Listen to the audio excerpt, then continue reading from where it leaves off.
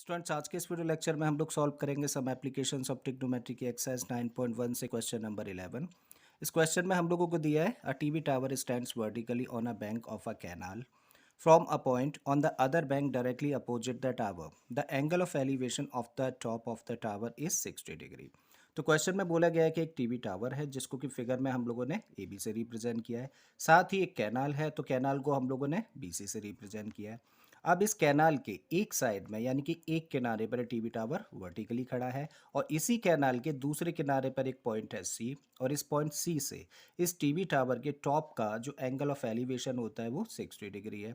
फिर आगे दिया है हम लोगों को from another point 20 metre away from this point on the line joining this point to the foot of the tower the angle of elevation of the top of the tower is 30 degree. Find the height of the tower and the width of the canal. फिर उसके बाद बोला गया है कि इस point से 20 metre दूर एक और पॉइंट है, और ये पॉइंट कहाँ पर है? इस टावर के फुट और इस पॉइंट को ज्वाइन करने वाली लाइन के ऊपर है। तो इस पॉइंट डी से इसी टावर के टॉप का एंगल ऑफ एलिवेशन 30 डिग्री होता है। तो फिर टावर की हाइट फाइंड करिए और कैनाल की विड्थ फाइंड करिए। तो दो चीज़ें फाइंड करनी है, एक तो टावर की हाइट और दूसरा कैनाल की। तो ये चीज़ हम लोगों ने लेट कर ली है। Let the height of TV tower is h metre and the width of the canal is x metre. तो हम लोगों ने लेट कर लिया है कि टावर की हाइट है एच मीटर और कैनाल की विड्थ है एक्स मीटर।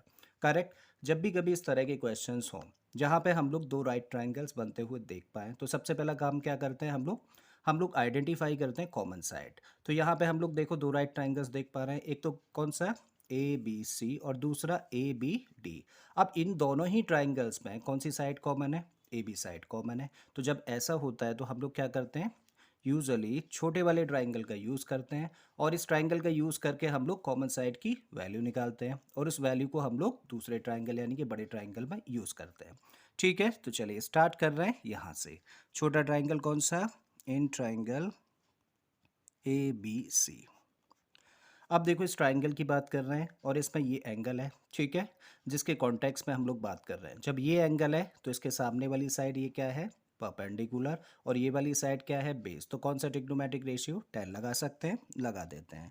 एंगल कितना है? 60 degree. So 10 60 degree equal to perpendicular मतलब ए बी अपॉन बेस, और बेस इस केस में कितना है? B C. अब 10 60 की वैल्यू होती है √3। So this equal to A B हम लोगों ने लेट किया है कितना? एच रख देते हैं, और बी सी ये भी लेट किया है हम लोगों ने कितना? एक्स।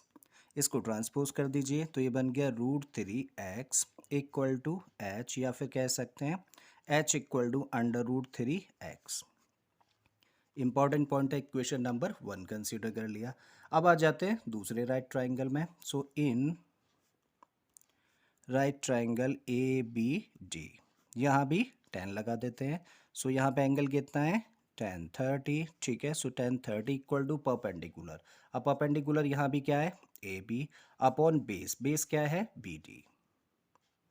सो 10 30 की वैल्यू होती है 1 अपॉन √3 रख देते हैं। So this equal to A B. A B का मतलब एच, ये लेट किया है हम लोगों ने, सो एच रखा है यहाँ पे। बी डी, अब देखो बी डी ये लाइन सेगमेंट था, और ये लाइन सेगमेंट दो छोटे छोटे लाइन सेगमेंट से मिलके बन रहा है ना, तो इसके प्लेस पे क्या रख सकते हैं? बी डी के प्लेस पे एक्स प्लस 20 रख देते हैं। सो यहाँ पे रखा हम लोगों ने एक्स प्लस 20।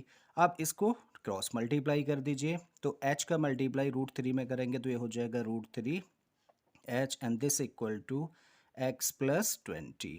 अब h की वैल्यू हम लोगों ने ऑलरेडी फाइंड कर रखी है कितना? √3x पुट कर देते हैं यहाँ पे, तो √3 तो ऑलरेडी है, और h के प्लेस पे हम लोग रख रहे हैं √3x।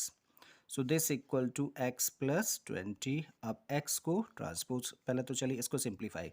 √3 और √3 का मल्टीप्लाई करेंगे तो कितना हो जाएगा? 3x। This equal to x plus 20। अब इसको ट्रांसपोज कर दीजिए तो ये हो गया 3x, इसको ट्रांसपोज करेंगे तो माइनस में आएगा। सो दिस इक्वल टू इधर क्या बचा? 20। अब 3x में से x माइनस किया तो कितना रह गया? 2x। तो 2x इक्वल टू 20 मतलब x इक्वल टू 20 अपॉन 2। 2 से इसको डिवाइड किया तो कितना आ गया? 10। तो x की वैल्यू हम लोगों ने फाइंड करी 10, यानी कि कैनाल की हम लोगों ने विड्थ फाइंड कर लिया, जो कि कितनी निकली? 10 metre.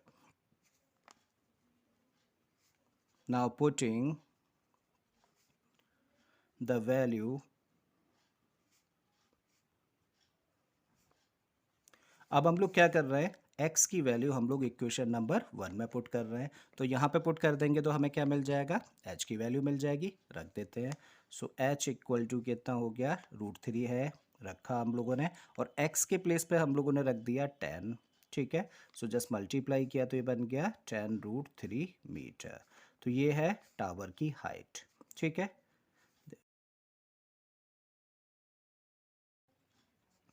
therefore the height of the tower is 10√3 meter and the width of the canal is 10 meter। और यही क्या है, आंसर है इस क्वेश्चन का। आई होप स्टूडेंट्स क्वेश्चन आपको समझ आ गया होगा। अगर ऐसा है तो प्लीज़ वीडियो को लाइक कर दें, चैनल को सब्सक्राइब कर लो, और बाकी के क्वेश्चंस के लिए आप मेरी प्लेलिस्ट में चले जाइए। इस तरह के बहुत सारे क्वेश्चंस मैंने ऑलरेडी अपलोड किए हैं। फिर से आता हूँ एक नए क्वेश्चन, एक नए कॉन्सेप्ट के साथ में। Till then keep learning and thank you for watching this video.